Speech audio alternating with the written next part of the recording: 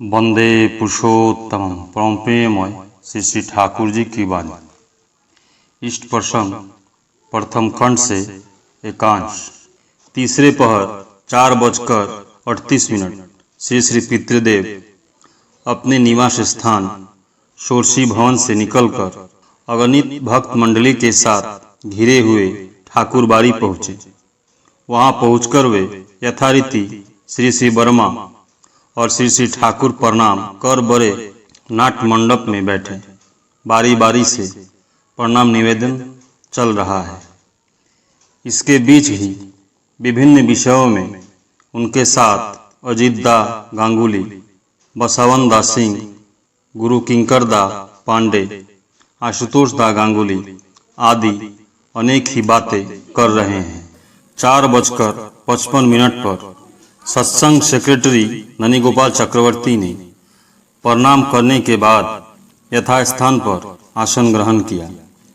बात यह हुई कि इस बार आशीर्वाणी कौन पाठ करेगा।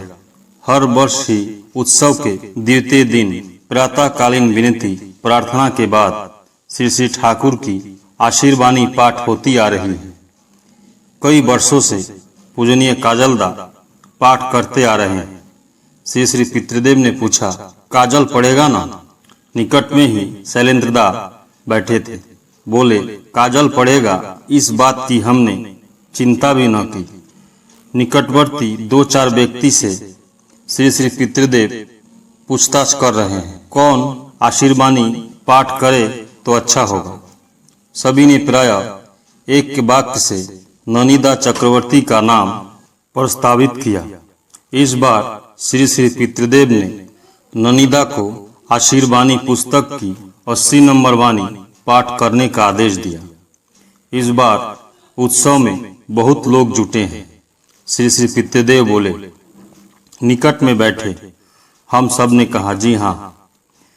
दो एक बात इस प्रकार हो ही रही थी कि इस बीच कार्तिक दा प्रणाम कर जय हुई बैठे कि उन्होंने पूछा, सारी व्यवस्था ठीक है ना? कार्तिक दा ने उत्तर दिया, सब ठीक ही है। बातचीत के सिलसिले में अनारस गाछ की चर्चा चली। श्री श्री पितृदेव ने कहा, अनारस गाछ से बहुत काम होता है, फल भी होता है और गाछ भी उपकार में लगता है। भवानीदा को लक्ष्य करके बोले, बंकी महादेव को कह देना। निकट में महादेव सामंत बैठे थे। उसे देखते ही उन्होंने बुलाया और कहा, ऐ सुनो, प्रार्थना के बाद धीरू को यह कह देना कि वह गाछ के अगले भाग को न फेंक दे। यहाँ श्री श्री पितृदेव के घर में भी कह देना मेरा नाम। अनारस के अगले भाग को किसी भी तरह न फेंक दे। फल भी होता है और उसके गाछ की बहुत तरह की दवाई भी होती है। उन्हें भेषज उद्यान में लगा देना। तत्पश्चात विनती का समय हो चला। अन्य दिनों की भांति प्रार्थना के 2 मिनट पहले श्री श्री पितृदेव प्रार्थना में सम्मिलित होने के लिए उठ गए। चारों ओर लोगों की भीड़ थी। ठाकुर बंगला के प्रवेश द्वार से लेकर ठाकुर बाड़ी का प्रांगण सत्संगी एवं बाहर से आए हुए नर नारियों से खचाखच भरा था। रास्ते के दोनों किनारे अनेक भ्रातृवृंद खड़े थे। माताओं में अनोखे ने ही पहले से ही अपना आसन ले लिया है। जो बाद में आए हैं वे रास्ते पर खड़े हैं। आंखों से देखे बिना इतना जन समावेश की कल्पना नहीं की जा सकती है। यथा समय 5:20 निखिल घटक ने माइक के सामने वाले हारमोनियम को पकड़ा। 3 बार शंख ध्वनि हुई। माताओं ने उलू ध्वनि दी। सुगंधित धूप बत्ती के सुवास से चारों ओर सुरक्षित है। एक स्वर में सुविशाल जन समुद्र की विनती, बार बार करो विनती, आकाश बाताश में मुखरित होने लगी। तत्पश्चात परमदयाल द्वारा रचित जय राधे राधे कृष्ण गोविंदो गोविंदो बोलो रे कीर्तन गाया गया। शांत निस्तंभ परिवेश था। प्रार्थना समाप्त होने के बाद श्री श्री ठाकुर और श्री श्री वर्मा को प्रणाम कर श्री श्री पितृदेव बड़े नाट मंडप में आ बैठे। अलग अलग पंक्तियों में भ्रातृवृंद और माताएं प्रणाम कर रहे हैं।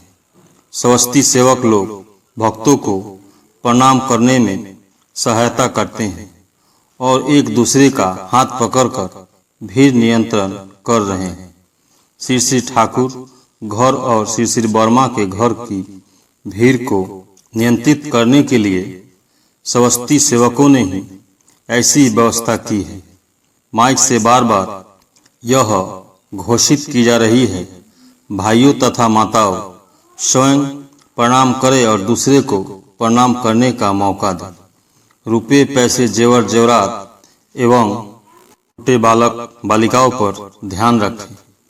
यह घोषणा हिंदी, असमिया, उड़िया, बांग्ला आदि विभिन्न भाषाओं में की जा रही है। सामने लोग प्रणाम निवेदन कर रहे हैं। वे भी हाथ जोड़कर सबके मंगल की कामना हेतु इष्टदेव के चरणों में प्रणति व्यक्त कर रहे हैं। परेश दा भोरा प्रणाम करने के बाद आकर बैठे। इस बार उत्सव में पश्चिम बंगाल के राष्ट्र मंत्री श्री आनंद मोहन बिश्वास आए हैं। पश्चिम बंगाल के वन मंत्री श्री सीताराम महतो एवं भूतपूर्व मंत्री श्री चरुमिहिर सरकार के भी आने की बात है। श्री श्री पितृदेव को यह सूचना दी गई कि वे शीघ्र ही आ जाएंगे। विश्वास बाबू सरकार निरीक्षण भवन में ठहरे हुए हैं। परेशदा के बैठते ही श्री श्री पितृदेव ने पूछा, क्या समाचार है? जी अच्छा ही है। आनंद बाबू क्या कहते हैं? सब कुछ देख सुनकर खूब मुग्ध हुए हैं। तुमने क्या कहा? ठाकुर की चर्चा की है, सब कुछ कहा है ना? संगठन, संहति, आश्रम का कामकाज, इन सारी बातों को विस्तृत रूप से कहा है ना? परेशदा ने इत्यस्त करते हुए उत्तर दिया। श्री श्री पितृदेव ने कहा, ठाकुर को केंद्र कर सब कुछ कहना चाहिए। ठाकुर ही तो हमारे यथा सर्वस्व है। उनको केंद्र कर ही आश्रम है, सारे कामकाज है। उनको केंद्र कर ही संतति, एकता है, सब कुछ है। वे एकमात्र ही सब कुछ के केंद्र है एवं उनको लक्ष्य कर चलना ही हमारी नियत प्रचेष्टा है। इस विषय में स्वस्थ धारणा रखकर दूसरे के हृदय में बोध को जगाना चाहिए, तभी भूल समझ की संभावना नहीं रहेगी। ऐसा नहीं होने पर एक तरफ समझने के बाद पुनः दूसरे के मुख से सुनकर दूसरी तरह समझेगा। दूसरे के मुख से दूसरी बात सुनने के बाद यह सोचेगा, शायद इसलिए परेशदा हर समय मुझे पहरा देकर रखता है। आनंद बाबू को देख भाल का दायित्व परेशदा पर ही सौंपा गया था। इसलिए श्री श्री पितृदेव परेशदा के मुख से उनकी खोज खबर ले रहे थे। बोले, उन्हें कोई दिक्कत तो नहीं हो रही है? सुविधा असुविधा की दिशा में नजर रखना श्री श्री पितृदेव का चिर दिनों का यह अभ्यास है। बाहर से कोई जब आश्रम में आता है तो वे सर्वदा उनकी खोज खबर लेते हैं। असुविधा की बात सुनते ही साथ साथ उसे दूर करने की व्यवस्था करते हैं। प्रेम भक्ति के विषय में बातें होने लगी। उनके अति निकट में रति दत्ता, अजीत दा गांगुली और श्याम सुंदर रक्षित थे। वे उन लोगों को लक्ष्य कर कह रहे हैं, भक्ति ही असल वस्तु है। वह होने पर ही सब समाप्त हो जाता है। इष्ट के प्रति अच्युत भक्ति वो प्रेम रहने पर सब कुछ होता है। इष्ट के प्रति अटूट लगन रहने से प्रीति, भक्ति, प्रेम इत्यादि का प्रसार होता है। इष्ट को धरने से ही ये सब उदरमुखी होते हैं। हर परिस्थिति ही इष्ट कार्य के अनुकूल और प्रतिकूल दोनों ही होती है। जो शक्तिमान होते हैं, इष्ट के प्रति उनकी अच्युत लगन होती है। वे प्रतिकूल परिवेश को नियंत्रित कर लेते हैं और तभी वह परिवेश अनुकूल हो जाता है। उस प्रकार नियंत्रण करना ही जीवन का धर्म शक्ति का परिचय है। जो इष्ट पथ पर जितना अटूट रूप से निष्ठा सहित चलता है, परिवेश पर उनकी उतनी नियंत्रण क्षमता बढ़ती है, शक्ति उतनी बढ़ जाती है। ऐसा बनने के बजाय वन या गुफा में जाने से कोई लाभ नहीं होता है। गुफा में जो परिवेश रहता है वह परिवेश भी धर दबाता है।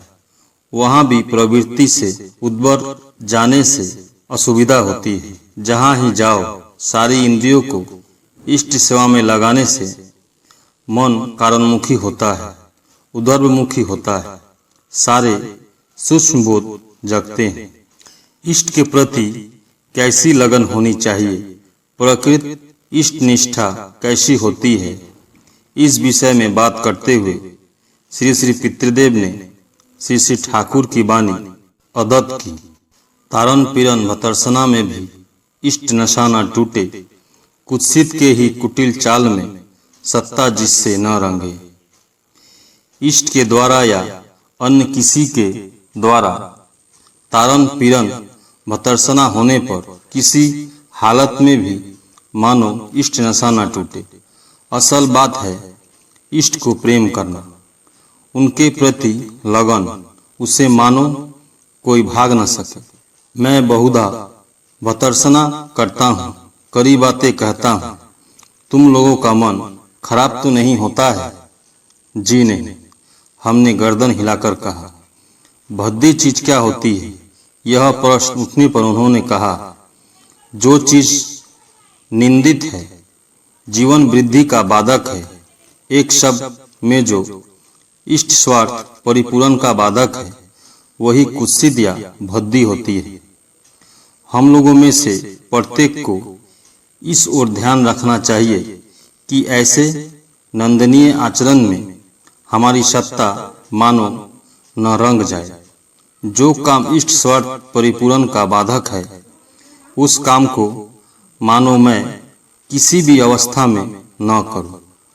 हमारे अभ्यास कुत्सित पथ पर बाधित होने के बजाय इष्ट पथ पर धावित हो।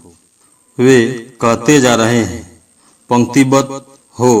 भ्रातृवृंद उनके निकट आकर प्रणाम निवेदन कर रहे हैं। एक साथ 4-5 व्यक्ति प्रणाम कर रहे हैं। 1 घंटा बीत गया, फिर भी मनुष्य की पंक्ति का कोई अंत नहीं। प्रणामी चल ही रही है। माताओं की पंक्ति अलग है, उस ओर भी हर बार 2-3 आकर नतमस्तक हो प्रणाम कर रही है। बीच बीच में किसी किसी को परम दर्दी की तरह श्री श्री पितृदेव पूछ बैठते हैं, कब आए, कैसे हो। किसी से यह पूछते हैं, तुम्हारे घर की खबर अच्छी है ना, कहाँ ठहरे हो, किस पंडाल में हो, इत्यादि इत्यादि।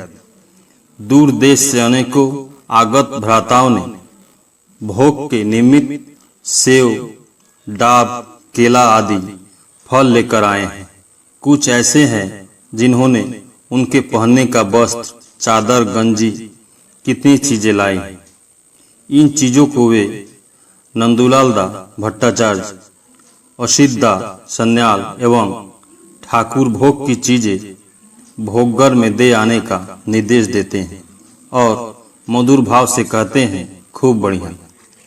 परमदयाल श्री श्री ठाकुर भी इसी तरह दूर से आए भक्तों को अपनी एकांत प्रिय संतान को हृदय छूने वाली भाषा में कुशलादि पूछा करते थे। उन लोगों से नैवेद्य ग्रहण करते और कहते थे, जाओ बड़ी बहू को दे आओ। कभी कभी अपने सेवकों के बीच किसी को उपस्थित देखकर उसी के हाथों देने कहते थे। इस प्रकार अगणित लोग उनको प्रणाम निवेदित करते हुए चल रहे हैं और इसके बीच ही वे अपने स्वभाव सिद्ध आचरण से इष्ट प्रसंग में आलोचना कर रहे हैं। पहले की बातों का सूत्र धरकर उन्होंने कहा, तारन पीरन भतर्सना को बर्दाश्त करने के लिए प्रथम केवल इष्ट के लिए बनना चाहिए। सामने की ओर उंगली से इशारा करते हुए बोले, वह देखो। ठाकुर ने कहा है। बड़े नाटमंडप में एक बोर्ड पर निर्दिष्ट वाणी लिखी टंगी थी। उस ओर दिखाकर, you are for the Lord, not for others. You are for the Lord and so for others. अर्थात तुम प्रभु के लिए हो, न कि दूसरे के लिए। तुम प्रभु के लिए हो, इसलिए सबके लिए हो। इसका अर्थ क्या है जानते हो? इसका अर्थ है, पहले प्रभु का बनो, एकमात्र प्रभु का ही। वैसे बनने के बाद ही दूसरों के लिए भी हो सकते हो। प्रभु के बने बगैर जो दूसरों के लिए बनना चाहता है, वहाँ समझना चाहिए कि उसके भीतर वृत्ति स्वार्थ ने घर बना लिया है। आत्मस्वार्थ या आत्म प्रतिष्ठा ने धर दबाया है। दूसरे के प्रति प्रेम एक बहुत बड़ी माया या मिथ्या है। यदि इष्ट से प्रेम नहीं किया जाए, केवल इष्ट से प्रेम करने पर ही दूसरे से प्रेम करना संभव है, क्योंकि उस समय यह प्रतीत होता है कि सब इष्ट के लिए ही है। दूसरे की क्षति करने पर या किसी प्रकार का कष्ट देने पर वे इष्ट व्यथा पाएंगे। इनका स्वार्थ क्षुण्ण होगा। क्या प्रेम भक्ति विकास का लक्षण है? इस संबंध में श्री श्री पितृदेव ने कहा, जिसने प्रेम भक्ति आती है, वे इस बात को परवाह नहीं करते कि कौन क्या कहता है, किसने उन्हें प्रणाम किया और किसने नहीं किया, किसने प्रणामी चढ़ाया और नहीं चढ़ाया। ये सब वे ख्याल ही नहीं करते। और यही है किंतु सबल हृदय का दृष्टांत। जो दुर्बल होते हैं वे कपटी होते हैं, वे मिथ्यावादी निंदक होते हैं। वे दूसरों पर मिथ्या दोषारोपण कर, धूर्तफंदी कर, मिथ्या बातें का नाना घटनाएं बना लेते हैं। दुर्बल हृदय वाले अर्थमान यश के प्रत्याशी होते हैं। इन प्रत्याशाओं की पूर्ति की आशा में ये इष्टकार का बहाना कर घूमते फिरते हैं। इसलिए ये इष्टकार के नाम पर अनिष्ट ही करते हैं। ये संग स्वार्थ का विरोध करने में भी पीछे नहीं रहते, प्रेम भक्ति के किनारे में भी नहीं सटते। मुख से प्रेम भक्ति की बड़ी बड़ी बातें करते हैं। ऐसे लोग क्या देखे नहीं जा सकते? श्री श्री पितृदेव ने प्रश्न किया। जी हाँ, रति रंजन दा ने उत्तर दिया, हमेशा ही ऐसे लोग देखे जाते हैं। श्री श्री पितृदेव ने आगे कहा, हर क्षण नाना तरह से ठाकुर हमारी परीक्षा लेते हैं। उन सब परीक्षाओं में उत्तीर्ण होने पर सब कुछ हो जाता है, अन्यथा कुछ नहीं होता है। सरल विश्वास से सारे काम को अपना काम समझकर करते जाना चाहिए। तभी असमय में वार्धक्य या जरा व्याधि आकर शरीर पर आक्रमण नहीं कर सकती है। वृद्ध वयस में भी शरीर ताजा रहता है। जो यह सोचते हैं वह उनका इष्ट कार्य का यह मेरी कार्य है, उन्हें पग पग पर भ्रांति आकर धर दबाती है। इस प्रकार हो रही है और उसके बीच बीच में आगंतुकगण माँ एवं भातृवृंद व्यथित एवं परपीड़ित हृदय लेकर अपने इष्ट प्रतिभु एकांत प्रिय श्री श्री पितृदेव से प्रश्न करते हैं। कोई सांसारिक दुख व्यथा लेकर आया तो कोई शारीरिक रोग शोक लेकर पहुंचा है। सब एक व्यक्ति को ही सभी निवेदन करते हैं। दयाल ठाकुर के जमाने से ही ऐसा होता आ रहा है। किसी माँ ने आकर कहा, बरदा मेरा लड़का बड़ा दुष्ट है, वह बिल्कुल पढ़ना नहीं चाहता, अब उसके साथ क्या करूं? श्री श्री पितृदेव ने हंसते हुए कहा, वह बच्चा है ना, माँ के प्रति टान होने से ही सब कुछ ठीक हो जाएगा। माँ ने पुनः कहा, वह बिल्कुल जो पढ़ना नहीं चाहता है। श्री पितृदेव, मैंने तो कहा तुम्हारे प्रति टान बढ़ने से ही सब ठीक हो जाएगा। बच्चा है ना, अभी तो दुष्टपना करने का समय ही है, बाद में ठीक हो जाएगा। वह लड़का माँ के सामने ही था। श्री श्री पितृदेव ने उसकी ओर देखकर कहा, वह तो अच्छा लड़का है। उस लड़के ने श्री श्री पितृदेव की ओर देखकर हंसते हंसते प्रणाम किया।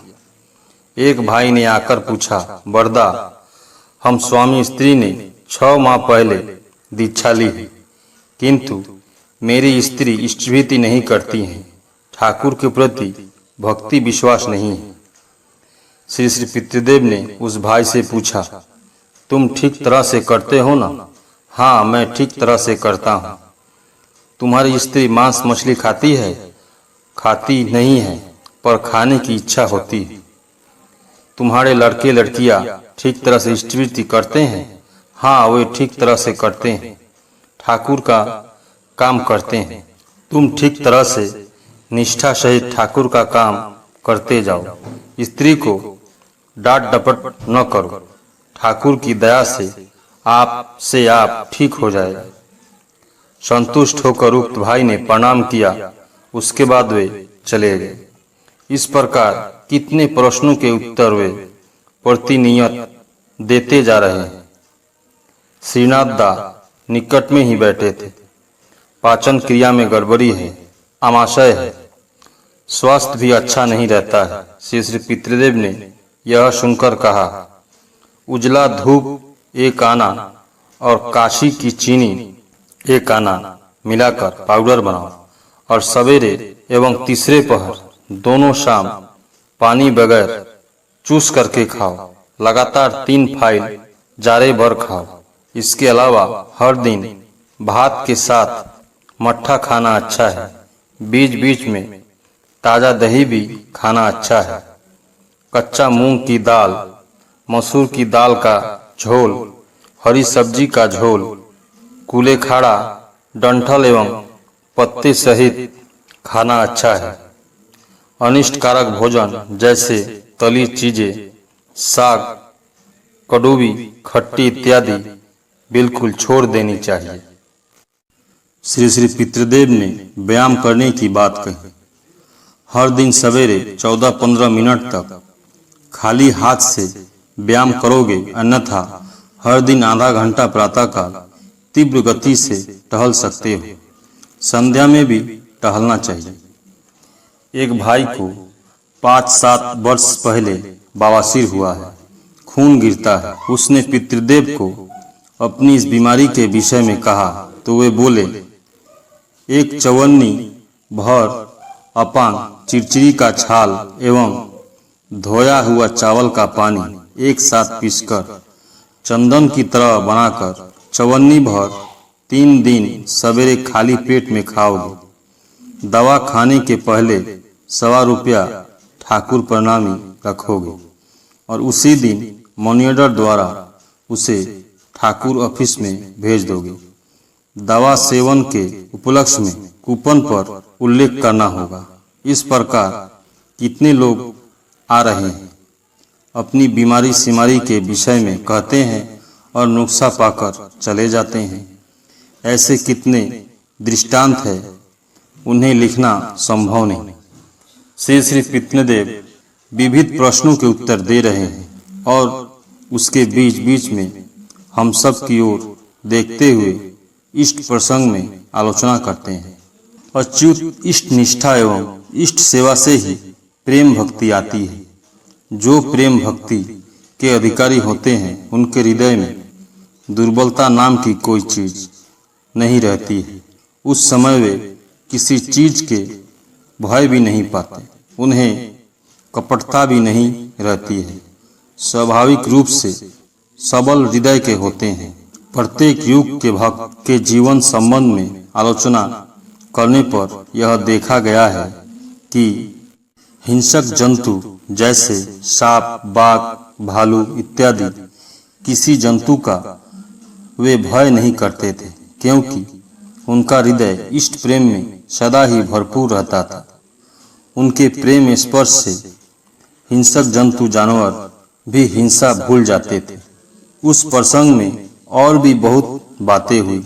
श्री श्री पितृदेव ने अन्य महापुरुषों एवं भक्तों की निर्भीकता की कहानी कह सुनाई। हम सब तन्मय होकर उन कहानियों को सुनते रहे।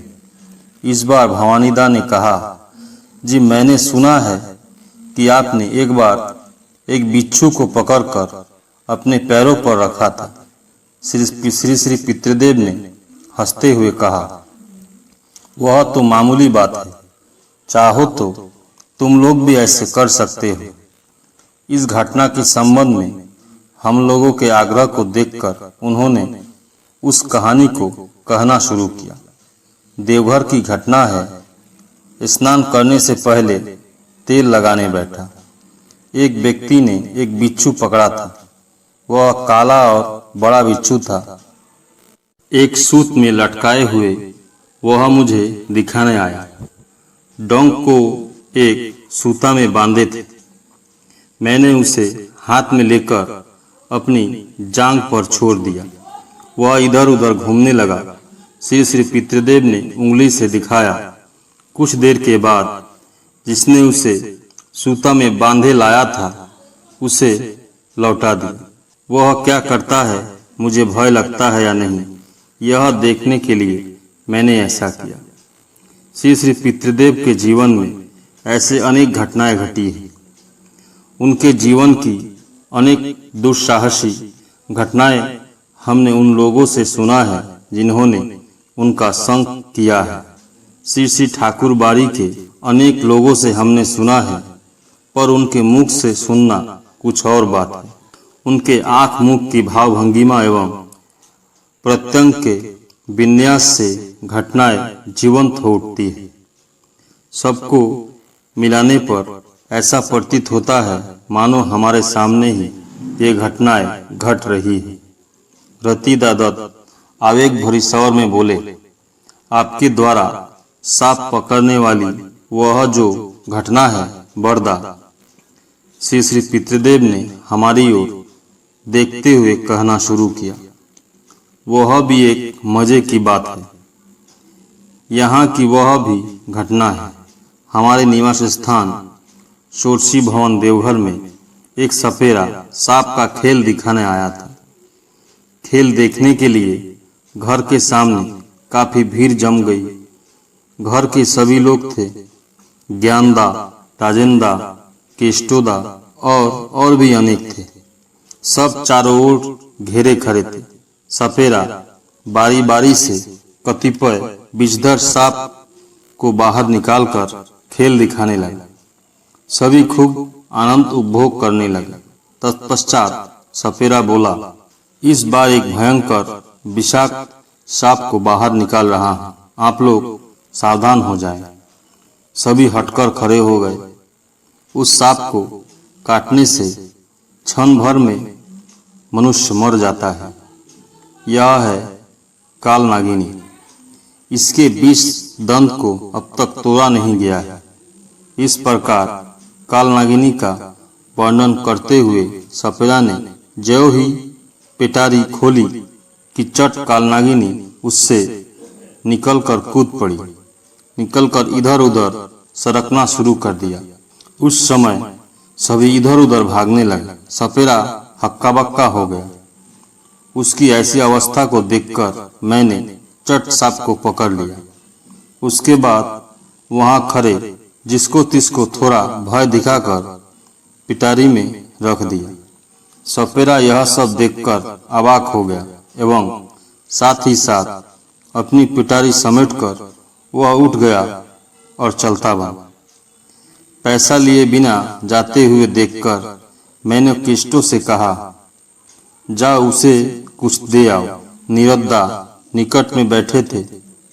इस कहानी को सुनकर उन्होंने कहा, बहुत दिनों के बाद उस सपेरा को एक दिन अगरतला में एक गुरुभाई के घर में खेल दिखाते देखा था। वहां बरदा का फोटो देखकर हाथ जोड़कर प्रणाम करते हुए बोला, ये खूब बड़े उस्ताद हैं। उसके बाद वहां के गुरु भाइयों से बरदा द्वारा सांप धरने की घटना उन्होंने सुनाई। अगरतला के वे भाई लोग जब वहां आश्रम में आए तो उन्होंने हमें घटना बताई। इस प्रकार बातें हो रही है।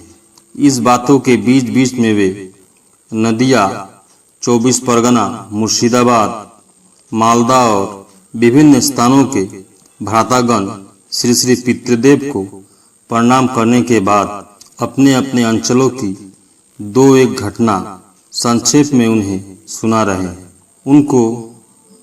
उन्होंने कुछ संहति विरोधी घटनाओं का वर्णन किया। खोला चिट्ठी, आमी जा बुझी इत्यादि शीर्षक नाम की अनेकों ने ही कुछ चिट्ठियां पाई है। इन बातों की जानकारी दे रहे हैं।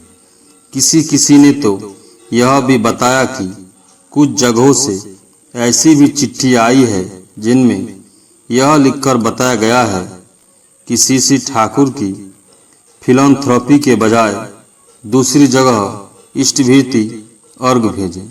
जो भाई यह बात बता रहे थे उनके चेहरे पर वेदना और विरक्ति की छाप अंकित थी। श्री श्री पितृदेव भी खूब अस्वस्थी बोध कर रहे हैं। हम यह समझ पा रहे थे, किंतु उन्होंने उसके बावजूद अविचलित भाव से सब कुछ सुनते जा रहे थे।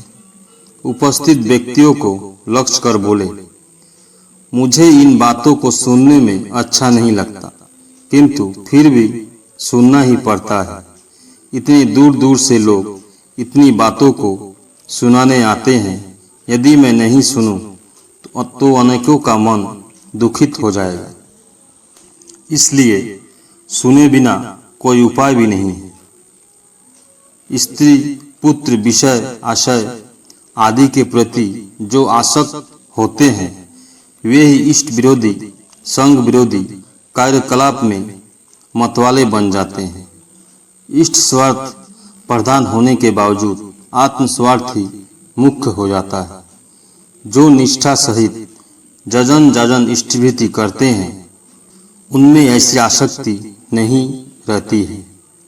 उनके सारे बंधन ढीले हो जाते हैं।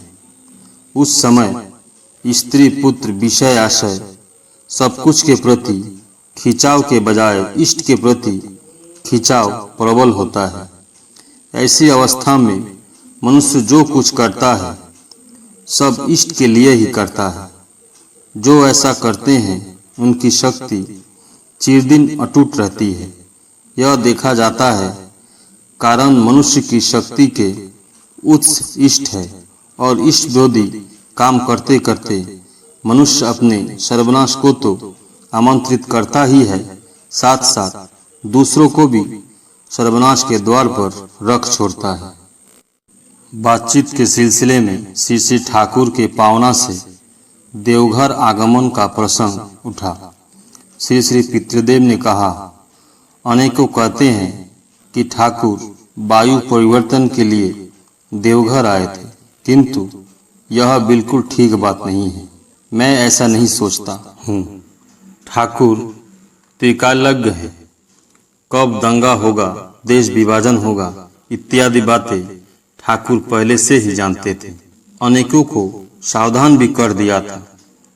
श्यामा प्रसाद मुखर्जी, NC चटर्जी आदि प्रमुख नेताओं को पहले ही पावना में जब थे तभी इस विषय में विस्तृत रूप से कह दिया था। इसलिए अनेकों ही उनके श्री श्री ठाकुर के साथ इस प्रांत में चले आए।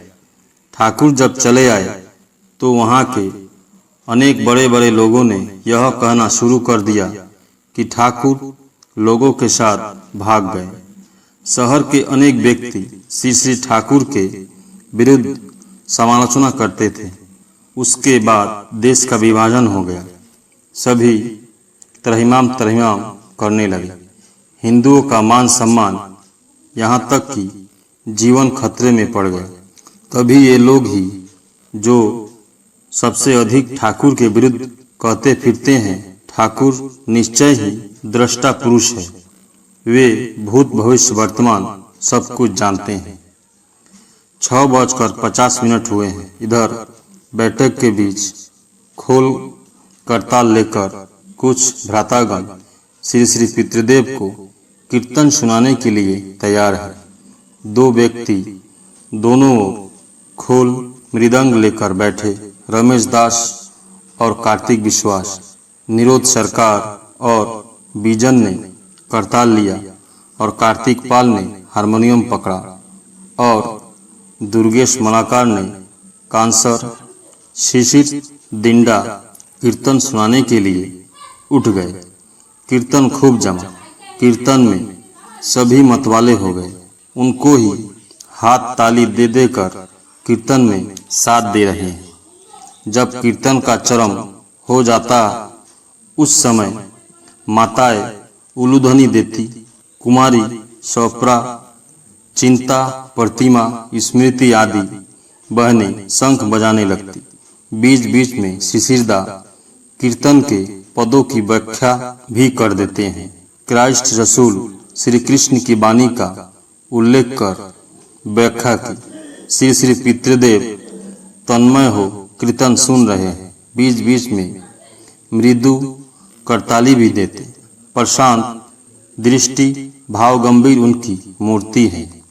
स्थिर होकर वे बैठे हैं। बीच बीच में भावावेश में उनकी दोनों आंखें छलछला उठती हैं।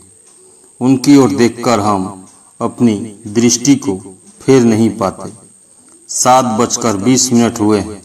शिशिरदा श्री श्री पितृदेव को प्रणाम कर बैठ गए। इस बार दीक्षितदा ने कीर्तन शुरू किया। कीर्तन के पदों में संग संहति की बातें हैं। दीक्षितदा ने कीर्तन करते हुए उन पदों की व्याख्या की। इस बार जोर से कीर्तन चलने लगा। 7:52 पर कीर्तन शेष हुआ। बिछावन पर रखी घड़ी को श्री श्री पितृदेव ने हाथ में बांध लिया। खद्दर की श्वेत चादर को अपने बाएं कंधे पर रखा। उसके बाद बोले, इस बार उठता हूँ। उपस्थित लोगों ने सम्मति व्यक्त करते हुए कहा, जी हाँ।